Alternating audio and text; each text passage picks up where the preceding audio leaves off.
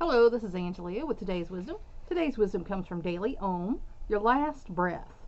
Redefining your priorities. Procrastination is an almost universal human habit and one that infiltrates nearly every aspect of our lives. And I know for me, it's when I'm frustrated. If I'm frustrated, something's not going well, then I'll procrastinate. It's like I don't want to deal with that, and I'll go into other things. I know we all do it.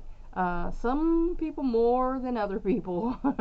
I've known some people who are major procrastinators, and I find that very frustrating.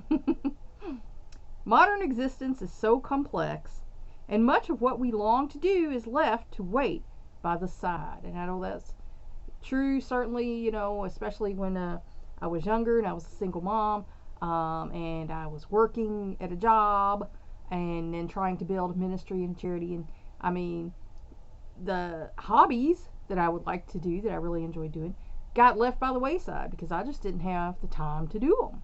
And I'm sure that happens to a lot of us, that the real world, as they call it, gets in the way of us doing things we love to do. We know what is important, but tend to let the weight of worldly pressures lead us astray. And that's true. Like I said, if you're worried about where your next meal is coming from, where you're going to get some clothes, the soles of your shoes are wearing out, you need new shoes, you don't have the money for them, then you're not worried so much about the things that nourish you. To get back on track, however, we need only to take a moment to consider where our thoughts will be as we take our last breath on this earth. And they're probably not going to be on your job or, what you did. They're probably going to be somewhere else.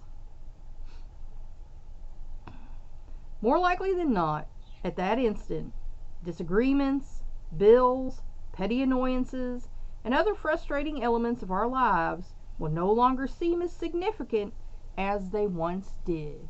And I know that is true. I've had a couple of near-death experiences, and really the only thing I was thinking of at that point in time is how much I loved my boys and was praying for them to be okay if I didn't make it through.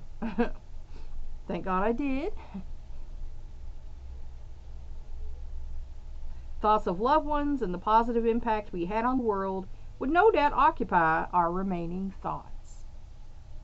Whatever we imagine ourselves musing upon during our last breath will almost always be representative of what truly matters to us. And I know that was true. And as I said, at the time when I was working so hard and everything, it was to build a better life for us. We were struggling. We were having to rely on their father, who at that point in time was not super reliable.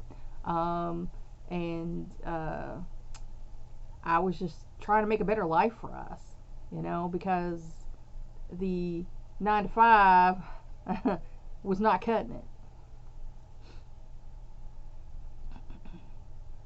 The simplest exercise introduces us to a new way of thinking. While our attention is drawn momentarily to the end of life, our contemplations serve to point out that we are masters of our own perspective and, consequently, our own existence. So yes, you are in charge of your own existence. You're the boss. Remember that. If you're in a situation where somebody else is being the boss, you change that situation because you're the boss.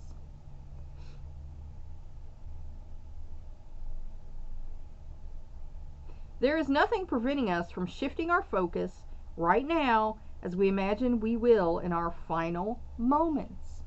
And that's true. Nothing's stopping you except you, honestly.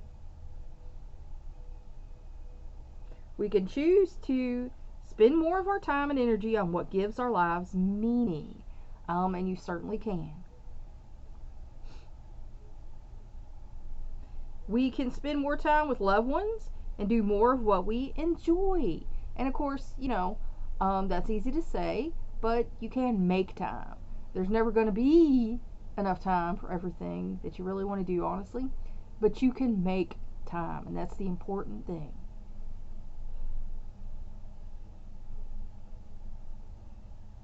Doing so may not always prove easy, and there will inevitably be times when circumstances interfere with our resolution. Yet we do not have to regard this as an indication that our priorities are not in alignment with who we really are. And a lot of times that's true.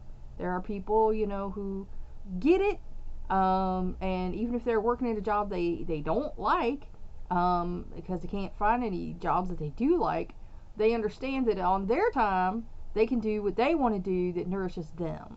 And that's a good lesson for all of us.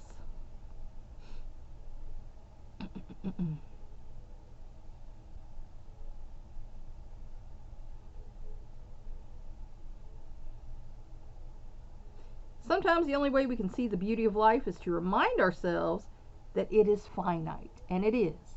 Everything that is alive is one day going to die. Unless the Lord comes, that would be cool, and takes us up in the air and we don't taste of death, because it's the end. We're all gonna die. Sorry. Gandhi said, "Live as if you were to die tomorrow."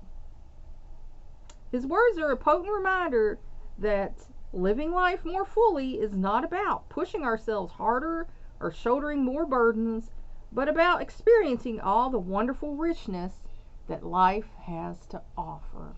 And that's some great advice there. So think about redefining your priorities to nourish your soul and your life. What you might be thinking about on your last breath.